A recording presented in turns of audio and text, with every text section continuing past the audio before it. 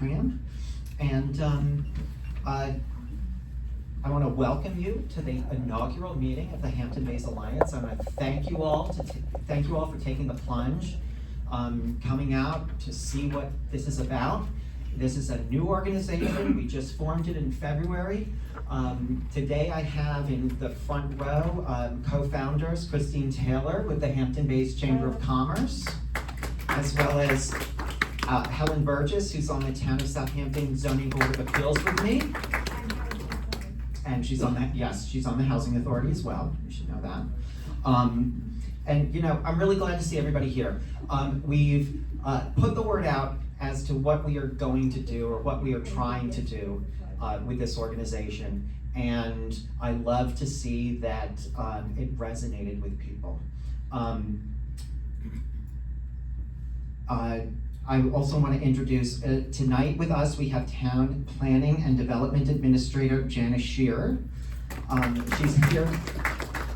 She's here tonight to give us an update on the state of revitalization plans as a jumping off point for this organization's community engagement. And I want to thank you for coming here, and we greatly appreciate your willingness to join us here in the spirit of community. Thank you. Absolutely. I'm happy to be here. Thanks. It's been kind of a long road to this. I think that there's been community organization meetings that have gone sideways and have devolved into anger and threats and bullying, and I think the time for that is over. And we're hoping with this organization to move forward, to progress this community, to revitalize the downtown area, first and foremost. And so I'm going to jump in with just to talk about the flow of the meeting. So I'm going to make some introductory remarks, then we're going to have a conversation with our guest, after which we're going to take a brief pause to collect. We've all gotten a card that we made for you, a question and comment card. And what I'd like you to do is put your contact information on the front. And then on the back, you're going to be able to, you've been given pens, and you can write questions and comments. After we have our conversation up here, we're going to take a brief pause, and we're going to collect these cards so that we can then answer some of the questions. And if you give us your contact information, we will be able to contact you in the event we don't get to your question or your comment, and we can respond to it later by email or telephone. The mission of this organization, so our website is hamptonbaysalliance.com, and this is our mission. The Hampton Bays Alliance is a nonprofit civic association founded to provide a civil and respectful space for members of the Hampton Bays community to learn about the various public and private community development projects affecting our hamlet, to exchange and develop ideas regarding the revitalization and conservation of Hampton Bays, and to promote policies and improvement that will benefit members of our hamlet's residential and business communities for generations to come. And I think that's very important that so far there has been a very vocal minority that has taken over the conversation. And there are many players in this community, both in the residential community and in the business community. And many of us, like myself, are in both. And we get drowned out. And unfortunately, our voices have not been heard collectively. And so this is an opportunity for us to make our voices heard. Many people in this community want revitalization. They want to see something different for themselves and for their children, their grandchildren. And we have to do it now. If we don't do it now, we never will. I know this has been on the table for many years, actually decades, and nothing has gotten done. And there has been a standstill, and that's because when you have so much anger and vitriol, all that happens is nothing. And so what we need to do is come together in the spirit of progress, make our voices heard, and we can make things happen. I want to talk a little bit about who this organization is a good fit for and who it's not. So this organization is a good fit for any member of the residential business community of Hampton Bays wanting to see the revitalization of what we call the Hampton Bays Downtown District, whatever that may look like or whatever that may mean to you. Members are a community willing to respectfully listen to a variety of points of view in order to make the best decisions for themselves and their community. Members of the Hampton Bays community that recognize that our objectives pose challenges in terms of traffic, density, and the like, but we're not deterred by those realities and are committed to finding compromises with which the community can live in order to achieve the greater collective goals of revitalization and progress. And finally, members of the community able to work with others with whom they disagree in a healthy and productive manner for the greater good of the community.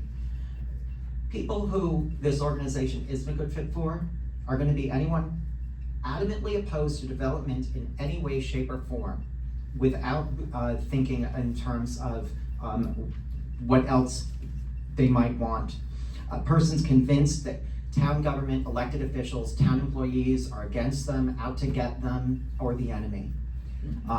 Persons who feel it's socially acceptable to berate, belittle, disrespect others to gain advantage or to make a point, think that shouting down people in the public sphere is a good thing. That is not acceptable in this room or in this organization. So we have some ground rules. The ground rules are we respect everything and everyone in the room, no matter who they are. No yelling, no shouting, no disrespecting meetings, no being nice. Yes, being nice. Oh, being nice, but no. No, I'm sorry, I misspoke. Being nice. That's something, it's really funny. It's like, that's what we learn in preschool, and for some reason, at some point in time, we all forget that. Just being nice to the person sitting next to you. We have to forget the past. Forgetting the past. We have to move on. Really, there's no room for discussions about opposition to past developments like Canoe Place Inn. I've had a number of phone calls from people saying to me, well, I didn't like Canoe Place Inn, and that makes me worry about the town government and what their real intentions and motives are. Well, you know what, if that's in your mind, that's not productive to what we're doing today. And also, we really don't have anything to do with current development projects like Liberty Gardens. That has nothing to do with the hamlet of Hampton Bays, and so we shouldn't be discussing it, and we need to keep our discussions relevant. So that's what I want to really try and do here, is talk about the issues that matter to us right here and right now. Now, we have up at the front a donation and membership form. In the event that you find that this organization works for you, or it's something you want to get more involved in, which I hope everybody will, we have this donation form. You can fill it out, and that's a way to provide a check. There's also, you can go on our website, hamptonbaysalliance.com, and make donations or buy memberships. And you can also, there's a QR code on the bottom, one for memberships and one for donations, and you can use those. Use your camera on the QR code, click on it, it'll bring you to the website forms. So what membership is going to look like here? We have a different structure than other organizations. Membership here is going to provide you with in-depth information sharing, membership-only Zoom meetings, ability to vote on public positions taken by the organization. Membership is not going to permit one to vote on corporate actions like adding board members, removing board members, or dissolving corporations. We did that very purposefully in order to protect the integrity of the organization. So your membership is a little different than you've seen in other organizations. You're not going to be voting on putting people on the board of directors and things of that nature. So community participation is vital to our success. We're right now 3 people pulling this together. We need all the help we can get. It takes a hamlet. So we need more boards of directors members. We have 12 vacancies. We'll take applications by email to info@hamptonbaysalliance.com. Include your background information, a resume if you have one. Tell us what you could bring to the leadership of the organization, and we will be considering these applications in the coming weeks. We also have quite a few, well, you can join and become a member, And then we have a variety of committees that we need to form and start to get to work. We need community outreach, we need Latino and Latina outreach. We need materials translation into Spanish, membership, programming, fundraising, advertising. We need people to track town council meetings, planning board meetings. We need people to help us eventually with petitioning, letter writing campaigns, postcarding if necessary, and work on our platform. What is it that we are about? What are we for? What do we want to see happen? And as a group, we need to come together and figure these things out. Programming goals are very simple. I think first and foremost, it's going to be education. I find that many of the meetings that I've gone to of other organizations people have bandied about a whole bunch of jargon, land use jargon. I don't think they really understand it, and I don't think they help the public to understand it. And I think what we're going to do here today and going forward is to learn together about all of these things so that we can make good decisions for ourselves and for our community. I want to fashion programming that will assist us to understand all of these complex concepts. I imagine having the planning board and planners come in here to talk to us about the site plan process and how it works. I'd like to bring in people to discuss, you hear all the time, traffic and density are things that they're actually boogeymen that should ward off all development. Well, what do they really mean? What are we talking about when we're talking about traffic, increase in traffic in our neighborhood? What are we talking about when we're talking about increase in density? And are they actually bad things? We'd like to talk about affordable housing, workforce housing, bring in members of the zoning board to talk about what the zoning board process is, because it's clear that people don't really understand the difference between the zoning board and the planning board, how the two interact, how they work with the town council. And I'd like to also have a mix of informational meetings in tandem with work sessions where the membership can discuss what we do with the information that we have. So then that's where I imagine having membership only, either Zoom meetings or in-person meetings, where we actually sit down and discuss, okay, we've learned about these whole host of things. How do we put all these pieces together to decide what kind of development we want in our community, what kind of revitalization we want in our community, what do we want to see for our community in the next 10 years, 20 years, 30 years, and on. And with that, I think I'm done with my initial comments, so I'd like to turn to a conversation with Ms. Scherer.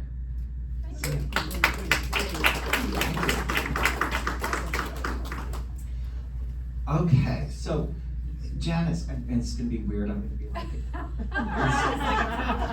it's like a talk show. Okay. So, and if any of you act up, I was given this bullhorn, and I'm gonna tell you, back off. Okay? So, stay straight. Okay, so there are a few things I want to talk about today, and it's really 4 issues. So we're going to talk about what we can build under current zoning. I want to talk about where we're moving forward after, the Hampton Bays downtown overlay district is now defunct. So where do we go from there? There's some interesting stuff with the pattern book. We're going to talk about the pattern book. I don't know if anybody knows what that is or what it means, but we're going to find out about that. And then we're going to get an update as to the sewer system, what we're going to do there. So starting with what we can build in under current zoning. Why don't we first define the area that we're talking about for people? Sure, I just want to say again, thanks everybody for having me. It's really nice to be here, and I'd like to see all the friendly faces, and I appreciate it. So jumping right into the downtown area, right? There's the village business proper, right? You just know it when you see it, you know what Main Street is, but it doesn't feel like Main Street in a traditional sense, cause it's a bit removed, there's lots of empty gaps. So the whole idea of a village business, just generally, the whole point is, like if you're driving down the road and you get to a main street, the buildings sort of move up to the main street where it becomes very much pedestrian oriented.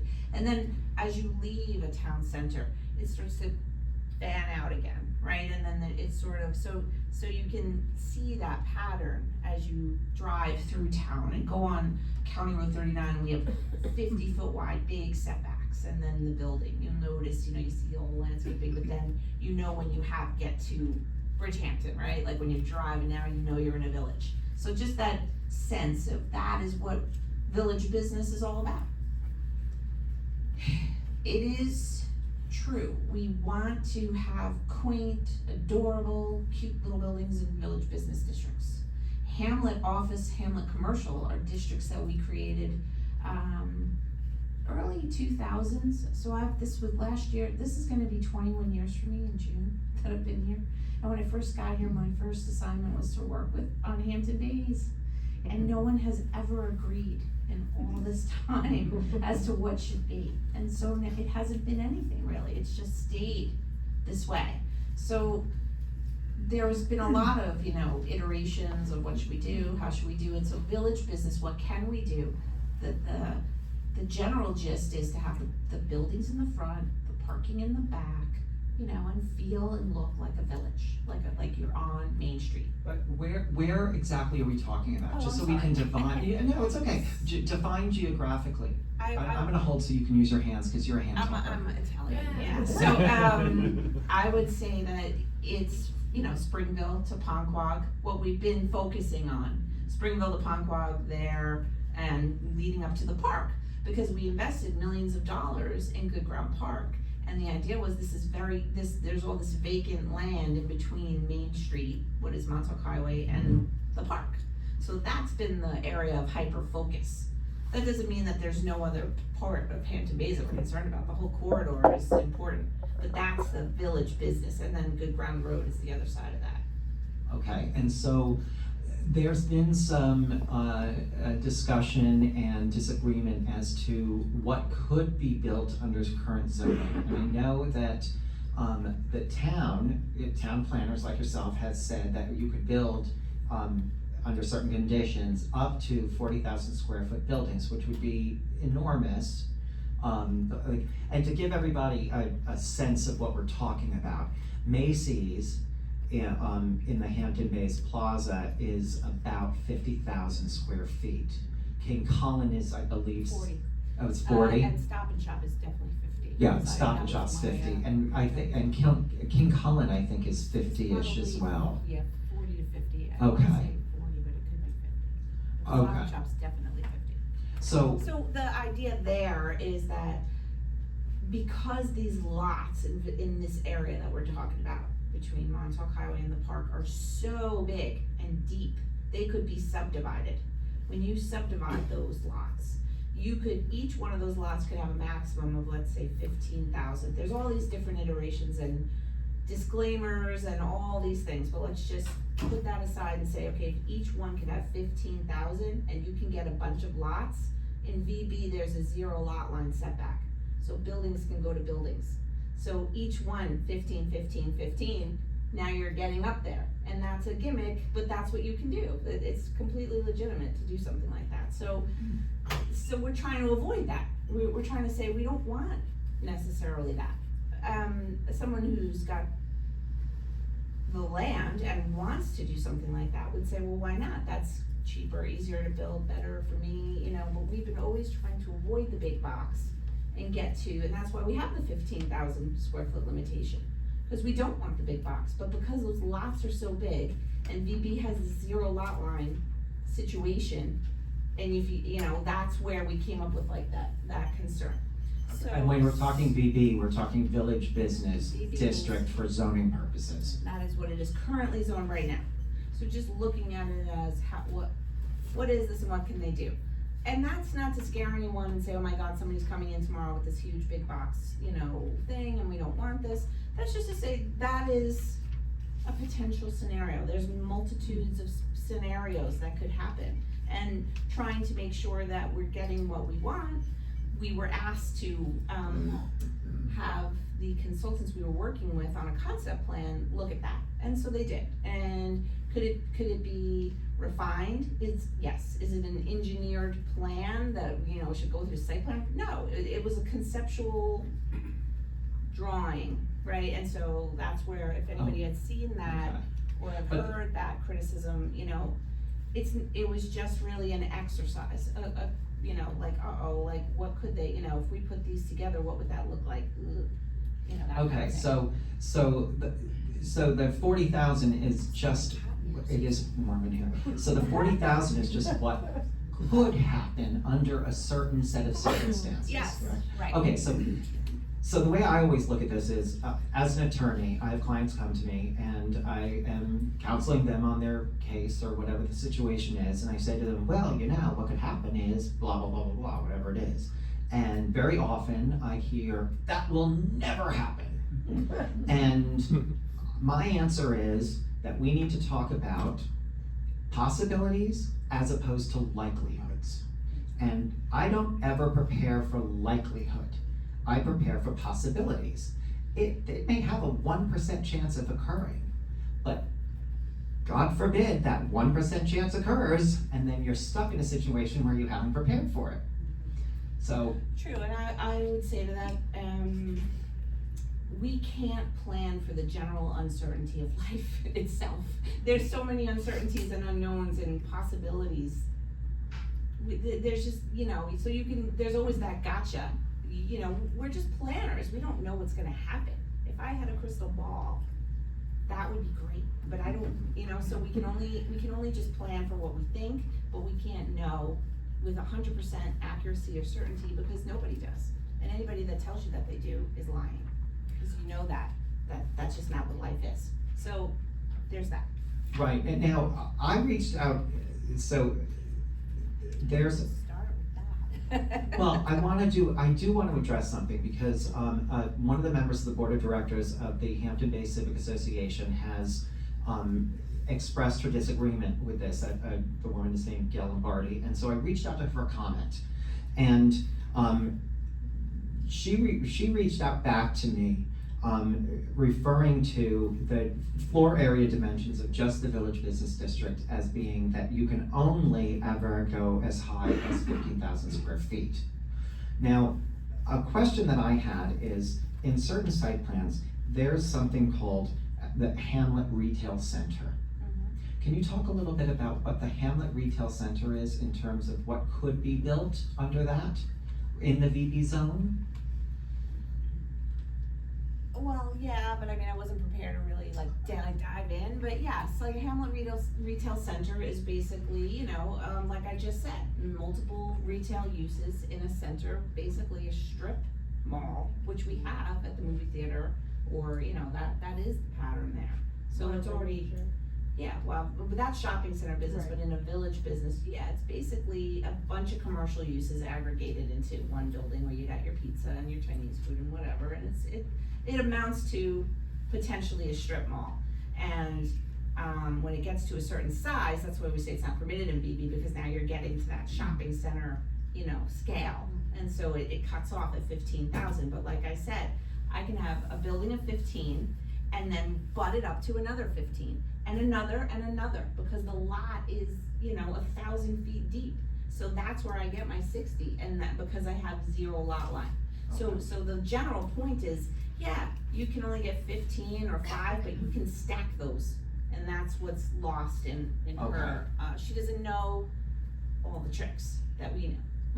Okay. That we've seen, so, that's the basic thing that's missing there, is that's possible, and we don't want it to be possible. I don't want to sit here and lay out exactly how to necessarily get around the code, but we know the nuances to the code that, yeah, you can do that. So is there a possibility, in what I've read, I see that there's a possibility that it could be, that you could build up to 30,000 square feet, is Well, there? again, those are stacked 15s, Okay. 15, 30, 45, 60. I think all the way up to 90 we figured out how many stacks you can do legitimately in one big deep parcel, because they're subdivided and there's zero lot line, no setback between buildings.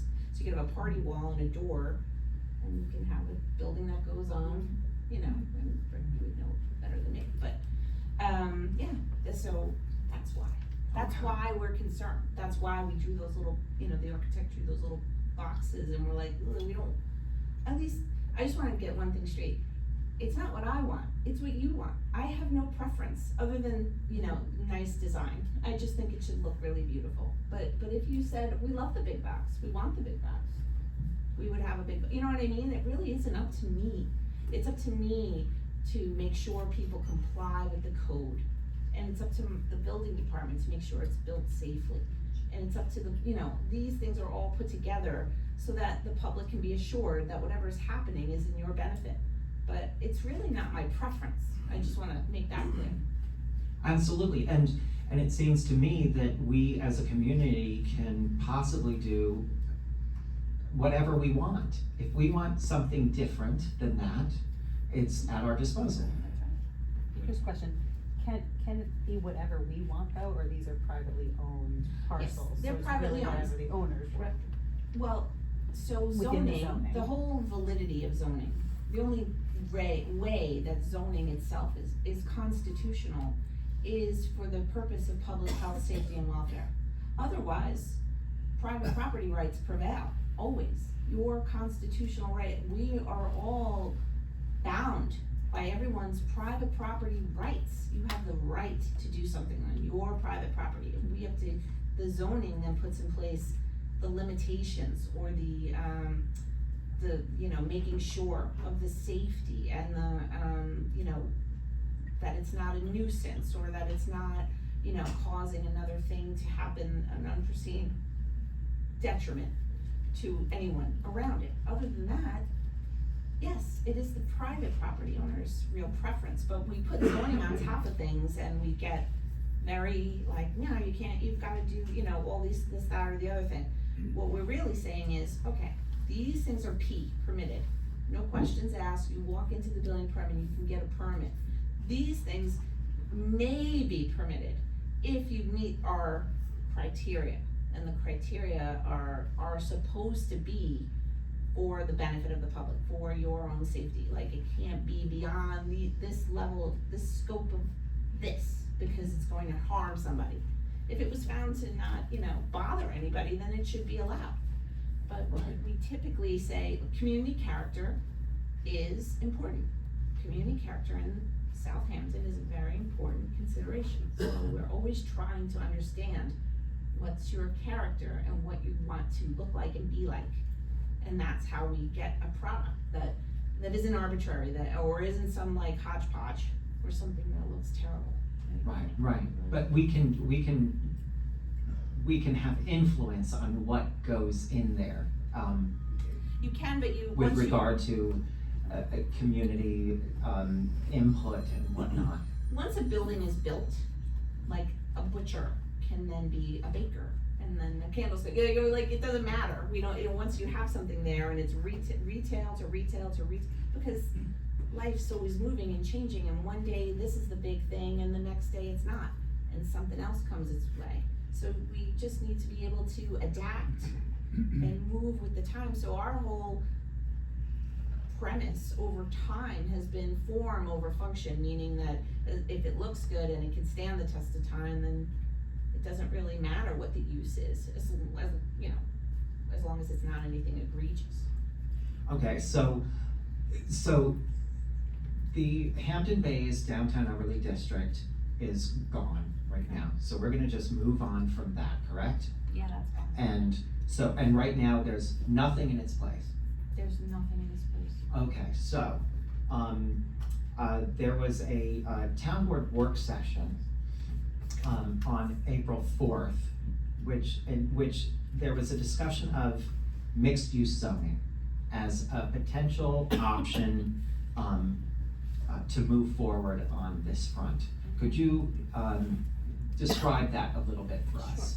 So the mixed use zoning was, so we had done that form-based code that is now gone to try to set up everything, the parameters, and what I just said, the form over function, and lay it all out. If you're doing this kind of building, then it's gotta look like that, and if you're doing that kind of building, it's gotta look like this, and if you're retrofitting, it's gotta be here, and how to move it back, and all these things. That was all the form-based code. Forget it. We can't, again, we can't like figure out everything that's gonna happen, and that was like a, if then kind of code. If you're doing this, then you're gonna have to do that. So that all got thrown out, and the mixed use idea was like, we all know that you have someone who has aggregated many properties and wants to build something.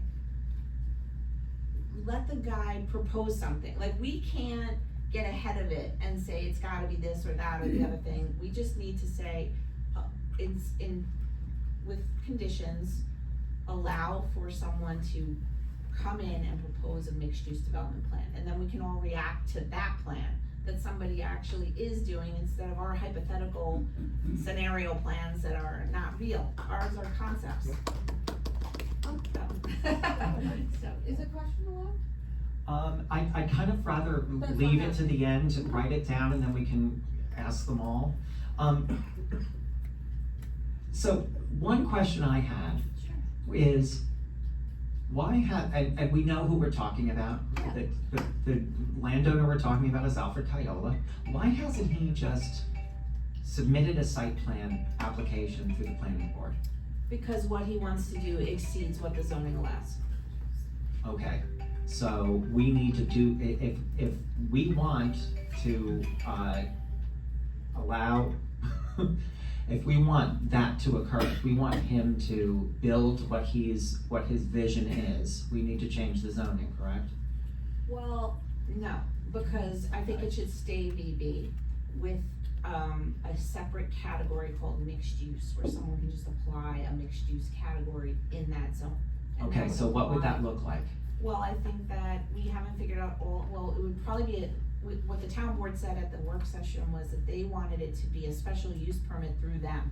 So or like a floating zone, like you've seen zoning changes where people come in and apply for like multifamily.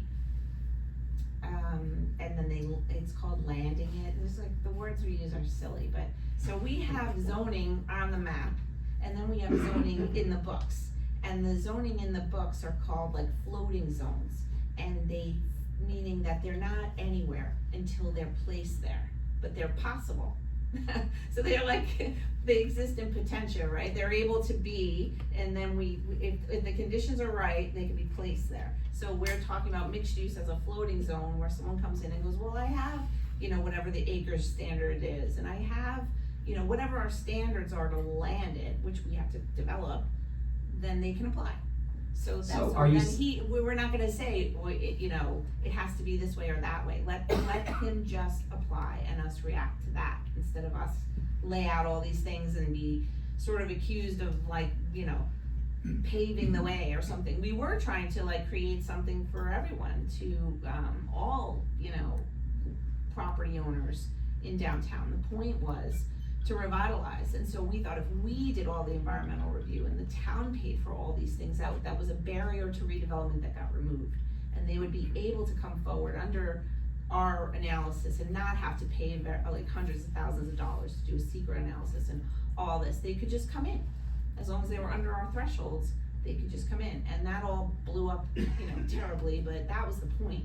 So now Alfred, who, if that's what he wants to do, he's going to have to submit one of those big environmental impact statements, and we'll review it, and we'll go through that whole rigorous process. Okay, so I wanna go back to this floating zone idea. So we've got village business zoning so the properties he owns is in the village business district, correct? Okay, so then when you're talking about floating zoning, it sounds like to me, it's a possibility that can be, kind of activated, Yes. okay? And applied to a parcel of land or a group of lots, upon the decision of the applicant, and then it's all reviewed according to to those specifications. That's correct. That's Okay. exactly it. Okay, that makes, Because we can't know. He might turn around and say, I want X number of units, or then the next, he might change his number, or he might think differently, or we can't assume. This has been a good lesson for me too. Don't assume what somebody else is wanting to do. We were trying to set it up for our needs, but anticipate other people's needs, and I just think that it's best to just leave it the zoning it is, create a category that someone can, apply under and review it. And just Okay. keep it simple. So we would be Simple, the creating- more simple the better. so we would be creating this floating zone, and it would be called, well, I remember we talked about it. Mixed-use zoning district. I don't Right, know. but you said mixed use wasn't really Yeah, the it's not correct zoning, terminology. yeah, I don't know what it's. Okay, but but that's basically what it's gonna be. So mixed use would include commercial and residential? And Yes. it would include anything else? Like I said, if it's, retail, it would be retail. Like, we're not gonna sit here and go through like a table of uses and be like, this exact retail, and then someone is, if you ever saw our table of uses, it's a disaster. I mean, we go by a 1971 standard industrial classification code, which is like talking about, like the most recent one I saw was, it said detective agency. And I was like, who does that anymore? Gumshoe. Like, so like, these are the uses that are listed in our, they're just antiquated, so it's better to just be like retail. And, but you might want to say, yeah, but you can't have cannabis, that's not retail, or you can't have a gun store, that's out, or you can't have, or maybe you want that, but like, you could also say these things are not under that umbrella. You can pick and choose, and that's what we hope that you'll do. We want you to do that. Okay, so it sounds like it could include residential, it could include retail, it could include a commercial office space. The typical office, Okay. retail, I mean, obviously you don't want warehouse, right? Like, you wouldn't want some kind of commercial logistics center in the middle of downtown, that would be X. Like, the most common uses are office, retail, warehouse, some type of, manufacturing, which would not be appropriate in village business. Those things are already not really allowed there. Bakery, bar, tavern, nightclub, you'd have to say, do we want these things down there, or do we not? Okay, so who They're drafts? allowed now, by the way. Bars, obviously, you're allowed in downtown, you're allowed to have a bar, you're allowed to have a tavern. So who is going to write this code? Good luck. No, it's already half written, by the way, we're Oh, already kind of good. like, because it exists already, we don't have to reinvent the wheel, we're very good at finding places we like and looking at how they do it. We look all around the country, we have an E-code system that we can look at every code from every municipality, everywhere. So I can see them all, and I can pick and choose which ones make sense, so we don't have to sit here and chisel out a brand new code. We could just be like, we like this and we like that. Oh, what about this? Let's go see what do they do on the Cape? What do they do in, places we wanna be like? Then we find those places. Or we're the leader, and we say how it has to be, and many, many people call me up. We like what you did about this. Can we, talk about it? I get a lot of calls from people in different towns and places around the country that wanna do what we do here in Southampton. So, it could be, we could make it up, or we could find it. Or we can find it and tweak it customize it to our circumstances here. Do you have a timeline for finishing the draft? They want it like now. Yes. Yeah, I think I'll probably bring it back. It's already May 1st and it feels like it's the end of May when I look at my calendar, but I'll probably bring it back by the end of May, just like some kind of draft. Okay, so once you get a draft, then you present that to the town board? Yeah, and then, and to you all, and to the Civic, and to the CAC, and to anybody who wants to see it, we should really be involved, and we would then, we're gonna hammer out what the parameters are, and then the town board, and it's not just for this VB, it's for all the VBs. Okay, So, yeah, talk about that a little bit more, because I think that's an interesting, part of this, that this is going to be town-wide. Yeah, I think that's best, to just have a general category called mixed use that anyone can avail themselves to in a VB under certain circumstances. Like in Noyak, there's a VB that's like this big, and it has a liquor store, and like, there's nothing there. That's not going to be able to put this mixed use whole big thing together. They already kind of have mixed use there. They have those little, housing units in the back, they have the liquor store, they have the little restaurant, I don't know if you know what I'm talking about, right there. By like North Sea Tavern? Yeah, Okay. yep. That's already mixed use basically, so, but if, so that's not gonna work there, but let's say another VB is East Quogue, right? They have a whole little downtown Main Street, they may want to, eventually do something there, if somebody comes along and says, I want to apply this code. This isn't necessarily a code for some big mega thing. It's just gonna be right now it's only, you get one apartment above 1,250 square feet, and that's it. Like, that doesn't really work economically. Nobody's gonna build that. So it's going to be, well, those standards are still in play, but if you meet these standards, you can apply under this code and maybe get, more or do it differently, but I strongly believe there should be public benefits embedded into this code, where the public gets something out of it. Okay, and what could those benefits be? Typically, so the state law actually lays out what public benefits are, but they could be, things like affordable housing, they could be, public improvements, they could be, maybe we require that the rent in one of these like commercial spaces is low, so that someone can go sell like whatever they, a mom and pop person could, it's not just banks and real estate and, the typical things that you see. We wanna get more like variety and more flavor of here, so if that would be a public benefit. Maybe it's art, maybe it's, some kind of, Let's talk about the art, because people in the community have talked a lot about how it would be wonderful if the hamlet of Hampton Bays had a performing arts center. Could that be a public benefit that we could absolutely build into and that? I think, and I don't wanna speak for him, but Alfred was saying, like that was not off the table for him, especially if like the sewage treatment works out to not be where he initially wanted it. Maybe there's something we could work out there, and I'm not gonna, say what his, but he could offer that as a public benefit. Yeah, and we can ask for it. You don't get what you don't ask for, right? Well, you're not gonna necessarily prescribe it. You're gonna say, offer a public benefit, because you don't know what they've gotta do the math. They've gotta do the work to say, these are the things I can offer you. You know what I mean? We can't be like, you've gotta give us blah, blah, blah, blah, and the cost of building is $500 a square foot, you know what I mean? Like, we need to be, we need to say, you've gotta offer a public benefit, but we can't necessarily, and here's the stuff we want. These are the kinds of things we're looking for, generally, and that would be better. How long would a lower commercial or retail rent go for? How would that be built in?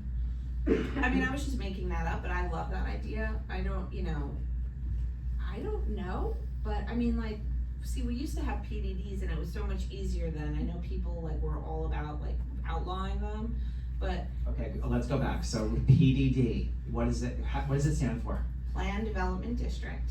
Okay, and I know you said to me they're outlawed. Why? Because there was this notion that they were zoning for dollars or something, like they were giving away zoning and there was a lot of that talk. But as the person that reviewed PDDs and wrote those codes, we were embedding public benefit into every single thing that happened. So we got affordable housing. Stop and Shop gives $10,000 a year for every year that they're a grocery store. They give $10,000 for, you're shaking your head no. They do. Oh, I'm sorry, but yeah, we would, now, was it I'm just talking about generally the public benefits baked into a zoning code, and that was a good thing. Did it work the way it was set out to do? Maybe not, but did it work in many ways? Yes, it did, and we can argue that offline. But when it comes to, developments, like Stop and Shop, we got a lot of public benefits that you're not aware of, like that, What did they give $10,000 to? You never finished it. They give it to, I think, beautification. Oh, to like a community group, okay, Yeah. okay. Every year for as long as they're Stop and Shop. They do that. And like no other business has to do that. You know, we can't make anybody ever do that outside of those PDDs. You know, I know, I don't even wanna go there, everybody hates CPI, but the public benefit was the restoration of that place. And then the other side of that equation, I wish that we could have not made it that big. You know, that was not my decision, those were political decisions that were made. But one benefit we got was public access. So you can walk along there, well, like it or not, but normally that's not, you know, it's private property. So those kinds of things, so we can figure those things out, and I think they're important. And in order to get these public benefits, what kinds of things do we have to give up as a community, if anything at all? I don't think you should have to give up anything. Well, does the developer get something? I mean, They would there's get always some kind of- something. Yeah, it is, Yeah. and that's what the whole argument of PDDs were, because there were density bonuses, there was a yield that you had under the current zoning, there was what you were seeking, and you were supposed to give the difference as a public benefit. So in this mixed zone, I'm not saying we should reestablish PDDs either, like that went away, and I don't wanna bring that back, but there was parts of that which are to benefit you all, is what I'm saying. So, you know, that's all. I don't know if I answered you. No, you absolutely did. I think what you discussed is that we really have to be smart about the way we do these things, and that there are things that we can do that will benefit the public when we look at a revitalization project under this mixed-use zoning. Yes. And, you know, Absolutely. and I think it's always important to identify what the community needs are, what you're looking to have in your community, because anything can happen. I mean, you have all these, at one point, before they said the landing for the wind turbines were going to be in East Hampton, they were looking to bring the cables, right, from the wind to somewhere, and they called it a host community. And they were like, give us your wish list of like, what do you know, what would, you know, it require. It turned out they weren't coming here, they were gonna be further east, but we, you know, where's this wish list? Like, we didn't have it, you know, so it would be nice to just have sort of in this group, in this setting, the things you're saying. We'd love to have a performing arts center, we need lower rents for our, you know, mom and pops, we need whatever it is. Well, lower rents would absolutely encourage smaller businesses, which is exactly what we want here, I think, in this community. Look, I see so many people nodding their heads. We'd like little cafes, we'd like a little bookshop. And, you know, with soaring rents, we can't have those amenities if we're charging $3,000 a month in rent. So there's gotta be a way that we can, you know, eke out that stuff. In exchange, obviously, there is an exchange. There is, you know, are they gonna get a third floor to give us these things? What is it gonna take to get what we want so that they can do what they want? That's the whole balancing act. Right, and that's that boogeyman density and residential density. And I think that what we are going to need to do as a group is, like I said, in the spirit of compromise, we have to think about what is our ultimate goal, what do we want, and what are we willing to, I don't wanna say give up, but what are we willing to accept in order to make that happen and bring that to fruition. And I think that it requires a much longer conversation about what our tolerance is for these things, as opposed to just saying no and shutting the door. I think we need to get away from the culture of no. So, mixed use zoning. So you're drafting it, you're gonna be done with it, you're gonna present it to the board, and it'll be made public. And then what is the implementation process? So how is that gonna work?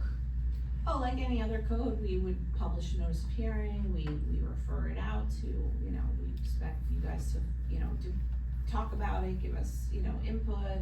CAC does the same, civic, or any interested person then would come, as you know, town board hearing. They, you know, hammer out the details, cross this out, add that, and then eventually it ends up as a notice of adoption if they are so inclined to adopt the code. And, we would do some analysis on, what that means across the town. But really, it's, just like any other code. Like, we have assisted living code. I haven't seen one assisted living person come through the door since we adopted that many years ago. Same idea, floating zone is, it's just a category you can choose and somebody can come in and request it. But it's not like we are saying, this is going here, like we tried last time with the whole form-based thing, that was, So it's just a general category that will add to our collection of other categories. Okay, and I assume a 30-day comment period for the public?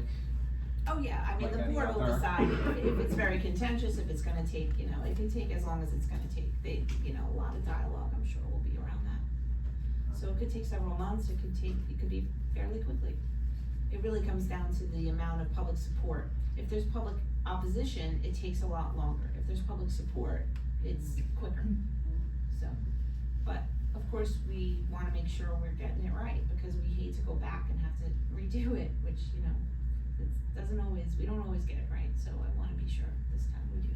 Right, and so, passing mixed zoning isn't the end of the discussion. Right. Then we would have, let's say, Mr. Kiola file a site plan application with. Well, now he would have to file for landing that floating zone.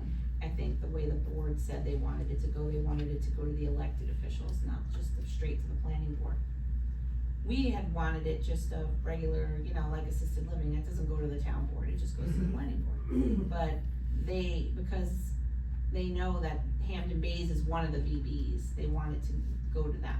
So it's a little different, so we have to there's a companion code to change that process a little bit for this particular. That's what I'm saying, the floating zone makes more sense to me, because then they're used to that. So that process, is that gonna be built into the mixed use zoning? Yeah. Okay, and then that process would occur just like Just like any other zoning. another comment period and all of that as to whether or not he can actually use that floating zone to land it in Hampton Bays. Right, and that's where all the hearings would happen about all this that we're talking about now. Like, what's it gonna look like, what's it gonna be like, what's the traffic situation, how many apartments, who is this for, all the questions will be asked of him, not us. Because we're the reviewing entity at that point, so we're just gonna put it back the way we're all normally used to it, instead of us kind of forging ahead with it the way we did before. So, downtown overlay district, we tried to set it up so that people could come in, but now we'll just do it the traditional, sort of zone change way, he has to ask for it. Well, now, I think it begs a really interesting question, which is, so if he has to make an application to land the zone, Or it's not a zone, Well, it's a category. land the category. Yeah. So then, I know, it's all this new language, but if he has to do that, does he have to do all of the work at that stage that he would do at the planning board stage? Yeah. Including secra, traffic reviews if necessary, all of that would be done before the town board, and then he would have to do it again at the planning board stage, or it would just carry over? It carries over, yeah. Excuse me, whoever this man is he somebody that should maybe be here to tell us what his plan is? We are No, going to no. get there. Okay. This So is we're gonna be an just- ongoing process, and we're Okay. gonna be adding in pieces of the puzzle so that we have all of the information we need. There was a thought process as to whether or not we should bring Mr. Kiola in the first instance, but I didn't know what to expect of this meeting. I have to say, I'm very pleased with the way that it's going. I expected something a little bit different, but, we eventually will wanna bring him in and see his plans. Just, he has shown the public what he envisions multiple times in the public. There's been express sessions at Common Place Inn and also at Oakland's, and we got a chance to see all of his drawings and talk with his people who would be managing it, and I think it would be very important for us to do that. But I wanna just lay the groundwork first, because I kind of feel like this has been really helpful to me at least, so that we can, you know, have a foundation. Is it helpful? Is it- Oh, good, Yes. awesome. Can you give like a quick little recap for maybe people who haven't seen any of those presentations, Yeah. just a quick little like two-liner summary on what he is talking about, just maybe some people are new to that? Well, I think, yeah, absolutely. So what Mr. Kayola envisions is a developing the area that we're talking about between Montauk Highway and Good Ground Park, opening up the park to Montauk Highway with a variety of 2-story and some 2.5, and I think he may have had 3-story in there as well that he wanted, but that doesn't necessarily mean that's what he's gonna get. With retail and on the first floor and second floor apartments, pocket park areas, townhomes on the on Good Ground Park as well, with some ability to get through streets into Good Ground Park that would be separated out by bollards that could be removed for emergency purposes, and it's wider sidewalks through streets that would create a walkable, vibrant downtown with retail space, commercial office space, residential. And his way of looking at it is that, and I think it makes sense from a planning perspective, is that you need to have residential and in order to create a vibrant, walkable downtown, because who's going to go and go to these stores and patronize them? It's going to be people who live there. And so we need to have a certain amount of residential. The question becomes how much? And again, what will we accept? It's, tree-lined streets and things of that nature. It looks just like the, presentation, I think that there's just Yeah. different variants. Yeah, and historical concepts, there's a consultancy group called Historical Concepts who did It's Very essentially the same. similar, different, but similar, but We a little actually different. showed that to Alfred, because just to rehash just a little bit, not to go back entirely, but what happened was he had his plan, we're trying to do a form-based code, and we're like, I don't wanna know about your plan, let us just try to create this code, and then, but he's wanting his plan, and it just sort of got mishmashed. Mhm. But in the end, we said, let's hire a third party, like neutral group to just say, what would you do here? Like just on its face, like just take a look at it and tell us what you would do from a planning perspective. And that's what we have on our website, a little like kind of thought process around what they would do. And it ends up being very similar, but when we showed that to Alfred, he said, well, I'll go back to, maybe my drawing isn't the end all be, maybe I can change too. So I don't know that what he's going to apply is what we've seen. It's similar, but I think he's gonna take some stuff that we came up with and apply it. So I think it's going to be even better. Is Certainly, he and- somebody that lives locally? Yeah. Yeah, he lives Yes. on Lane Avenue. Oh, Yeah, okay. he lives on Lynn Avenue, and Is the pattern book still, we're gonna get there, informing that? we're gonna get there. Give me a second. What? I know, we're good, we're doing fine. So, we're almost there, So, yeah, let's move on to the pattern book. Because I think we've exhausted mixed-use zoning and where we're moving forward from there, and that's gonna require us all to review the zoning and decide whether it's something that we want, and hopefully, advocate for it at the town council level. So the pattern book, what is the pattern book?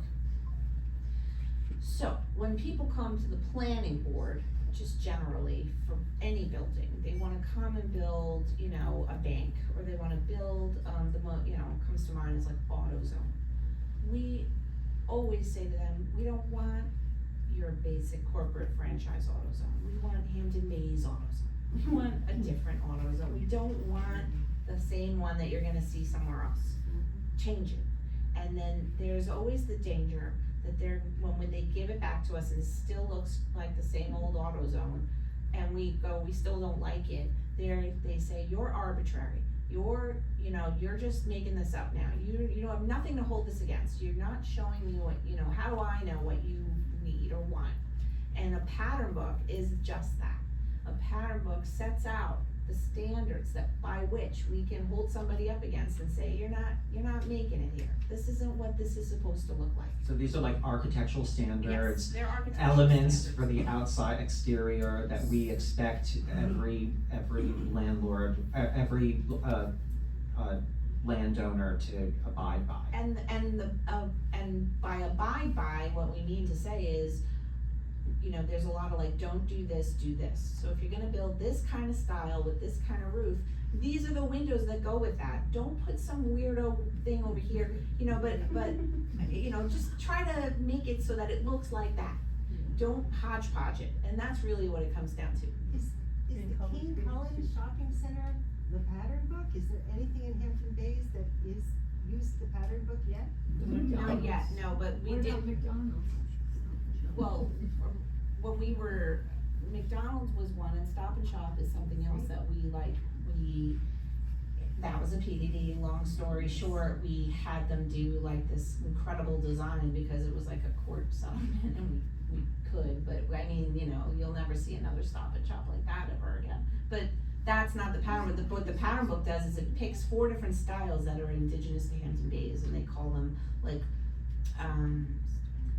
mercantile something, colonial, you know, there's names, and you can see them on our website. There's like 4 different styles. So you're saying the Oh, only. if we could just hold questions for a moment, I'm No, gonna, I we're wanna be getting. sure to be clear, I'm not saying that only 4 different types of buildings are ever gonna be built. I'm not saying that there's no such thing as architectural creativity. I'm just saying that there's like do's and don'ts. Right. And they're just, if you're gonna build a modern building, you know, be modern. If you're gonna build a colonial style, be colonial. If you're gonna build something, just don't Okay. meld things to be weird and off-putting and not Half to and scale and out of shape and They call those it Frankenstein. Frankenstein out the building to the point, and that, you know, now we have something to point to. And we say, you can't do this because the pattern book says, you know, you have to have a regular rhythm of windows, or you have to have, you know, a proper, you know, like base, middle, top type of building where we can identify like that and visually understand the scale. So is the pattern book currently being used, or is it still in the process of being created? The pattern book was created, was adopted, and was annulled with the lawsuit. Okay, so my understanding is now that the pattern book is being updated after the annulment. Correct, I just actually had a meeting with them this morning and saw what they've done, and we took out any reference to downtown overlay district. We changed, you know, some stuff about facade zones and things like that, which were part of that overlay form-based code, and we took out anything about that, but we kept all the basic standards, because we wanna be able to use this. So we took out and we took some of the stuff the design, that they just did, and incorporated it in. So that's coming back. And they said they'll have that, so I'll have that for the May 28th meeting as well, to, you know, for their consideration. And will that be a public hearing? What will that look like?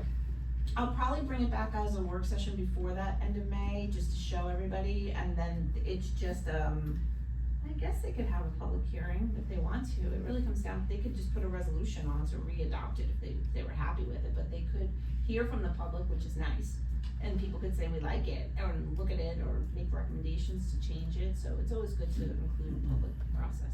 And we can monitor so that we can, you know, let everybody know what's going on with that, and if we need to get out there and give our opinion on it, we can do that. So, because we are getting short on time, I wanna move on to an update of the sewer, system plan. So, where are we right now? I understand that we have some new sites identified. Yes, up at the landfill. Okay, so have we landed on that, or that's where we really want it to be? I think that's the #1 spot, Okay, and is that's the transfer station, right on Jackson Avenue? Okay. And where are we in the process of it? So we had the engineer do a feasibility analysis, and they just informed me that they have completed it. So I'm going to meet with them on Friday to review it. And then I'll be bringing it back to a work session with the board. and then making it public, obviously, at that point. And, there's a couple of things, we have to buy some property, so there's a little bit of that going on in the background that, you know, I don't wanna say too much about, but we're looking at that. And then, the idea would be to locate the sewage treatment plant, locate the money to build it, that's the other side of that equation. I did list it on the intended use plan with the Environmental Facilities Corporation, and we should be in good shape to get, money to do it, you know, at least some And decent millions toward it. I don't know how, and that, the next thing is, how much is this gonna be? Because it's much further away, so like it's going, what the cost is, and we haven't figured that out yet. And have we figured out like the capacity yet? I know that part of the historical concepts work was to figure out like what maximum capacity we need. That's just for that little segment, but the sewer district is much bigger.